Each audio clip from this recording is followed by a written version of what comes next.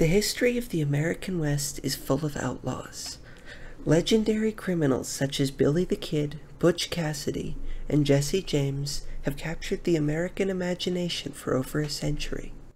Today's case is one such outlaw, an elegant socialite with a penchant for flamboyant fashion and livestock theft, who mingled with and managed some of the most famous outlaws in the West before her untimely and violent death. I'm the Lunar Librarian, and this is the story of Belle Starr, the outlaw queen of the American West. Belle Starr was born Myra Marybelle Shirley on February 5th, 1848, the only daughter of John and Elizabeth Shirley. John Shirley was a successful and wealthy innkeeper in Carthage, Missouri. Belle attended the Carthage Female Academy in her youth, where she studied language and music. Here, Belle presented herself as an elegant, sophisticated, upper-class Southern woman. However, Belle also had a very short temper and was known to start fights with anyone, both men and women. Despite this, she was also a very accomplished student, capable of speaking and reading Greek, Latin, and Hebrew, as well as being an accomplished pianist. However, the Civil War would uproot Belle and her family's life forever. The Shirley family were wealthy Southern aristocrats who were openly pro-Confederate, and when her brother, John Bud Shirley, joined a Confederate bushwhacker gang, Belle joined him as well, serving as an informant and a scout. For those who don't know, bushwhackers were pro-Confederate irregular guerrilla units during the Civil War. Belle would leverage her charisma, charm, and social status to get information from Union supporters and soldiers.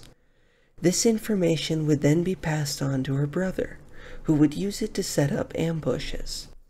Her time with the gang put Belle in contact with fellow bushwhackers Frank and Jesse James, as well as the younger brothers, contacts she would call upon later.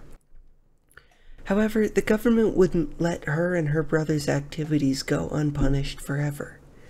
In 1864, Bud Shirley was killed in a firefight with Union soldiers. Soon after, with Carthage devastated by the war, the Shirley family moved to Sicanee, Texas, where her father purchased a farm property. In 1866, Belle married her first husband, a fellow Missourian named Jim Reed. Belle and Reed had grown up together, and Belle had apparently had a childhood crush on him before the war. Reed had been an associate of the James Younger gang during the war, and the two reconnected while the gang was hiding from law enforcement at the Shirley Ranch. In 1868, Belle and Reed had their first child, Rosie Lee Reed, and soon after the couple moved back to Missouri, apparently with the intention of settling down. However, it was not long before Reed grew restless and returned to his old habits. Reed liked to gamble and drink, and would often leave Belle and their daughter at home for days at a time while he was out gambling and partying. Additionally, Reed fell in with the Starr gang. The Starrs, led by Tom Starr and his sons, were a predominantly Cherokee gang, involved in whiskey smuggling and livestock robbery, who operated out of the Indian Territory.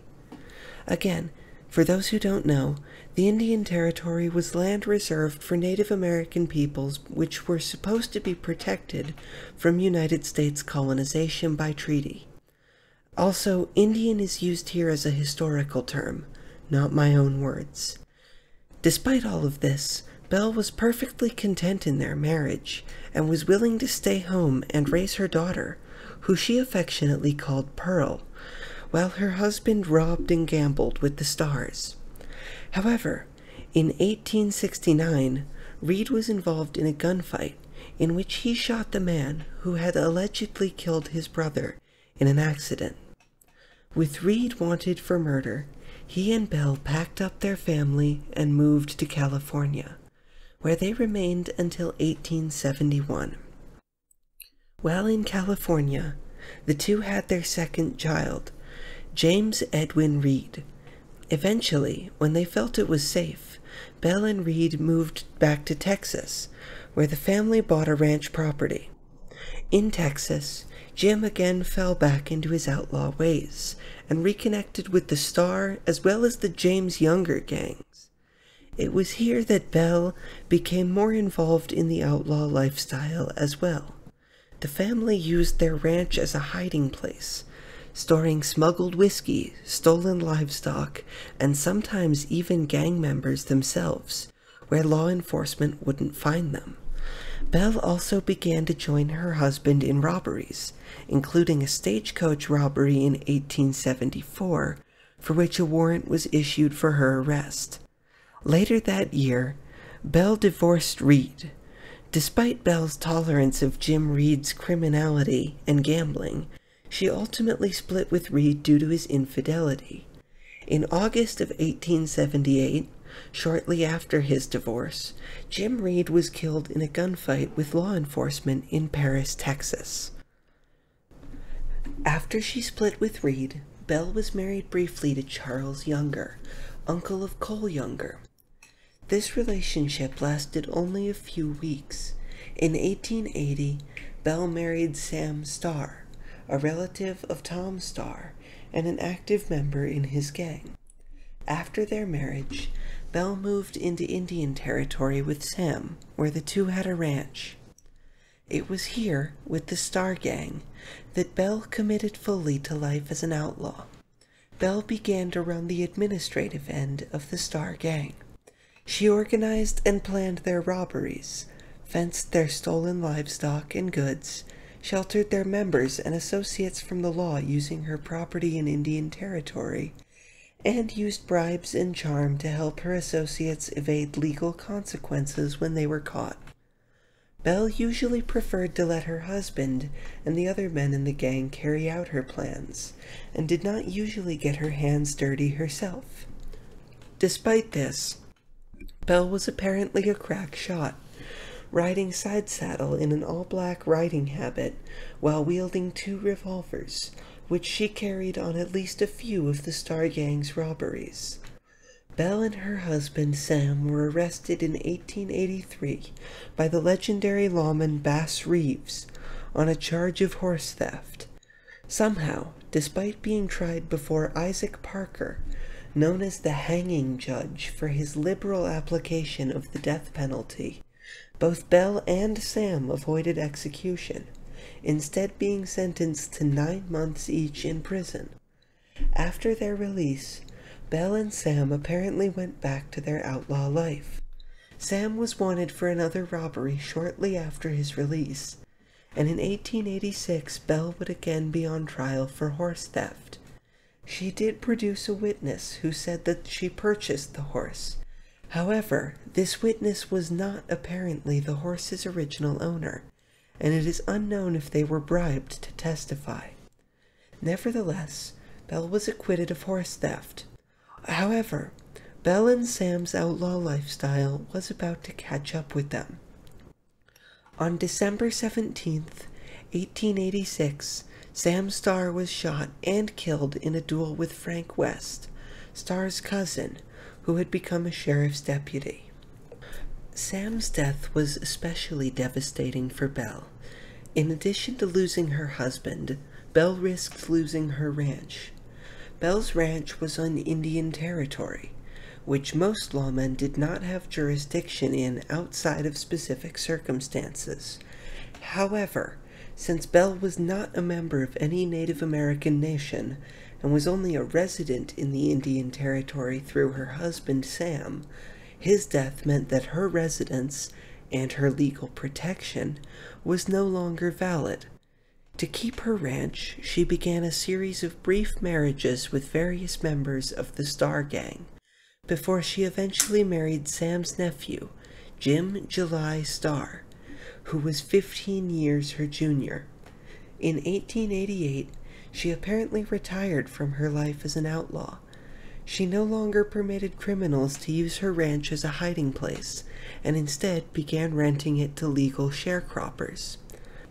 However, Belle couldn't evade the consequences of her life as an outlaw. On February 3rd, 1889, Belle was ambushed while riding home from a friend's house. While riding, an unknown assailant shot Belle in the shoulder with a shotgun, knocking her from her horse. While she lay on the ground, dazed and injured, her attacker shot her again, this time in the head, killing her instantly. Belle was 2 days from her 41st birthday when she was killed. The identity of Belle Starr's killer has never been proven, partially due to the absence of any witnesses or evidence, but also due to Belle's lifestyle. Belle had made many enemies during her time as an outlaw, and any one of them could have been responsible for her death. However, there have been many theories, stories, and claims about the identity of her killer. Suspects range from Belle's son Ed, her new husband July Starr, to one of her tenants. The most likely suspect, however, is Edgar J. Watson. Watson was a sharecropper, renting land on Belle's ranch. However, Watson was wanted for murder in Florida, which violated Belle's new policy of forbidding outlaws from hiding at her ranch. When Belle discovered this, she blackmailed Watson, threatening to reveal him to the authorities if he didn't leave. Watson left Belle's ranch, but was apparently very angry that she had chosen to blackmail him. Allegedly, after his eviction, Watson followed Belle, waiting for the ideal moment to ambush her. Once she was alone, he ambushed her with a shotgun, before shooting her again to make sure she was dead and fleeing the scene. Watson was tried for her murder. However, with no evidence or witnesses, he was ultimately acquitted, leaving the murder of Belle Starr unsolved. Belle Starr's life as an outlaw, and her violent and mysterious death, interested the dime novel author Richard Fox. His book, Belle Starr, the Bandit Queen or the Female Jesse James, which he published in 1889, the year Belle was murdered, went on to be the first of many stories which were based on, or which referenced, Starr and her exploits. While Belle Starr is not as famous as the James and younger brothers she associated with, the story of Belle Starr, the Bandit Queen of the West, has appeared consistently in Western movies, television, and literature since her death. I've been the Lunar Librarian. If you're still watching, please consider subscribing and giving this video a like. My channel is still very new and any engagement helps. Anyways, thanks for watching, and until next time, goodbye.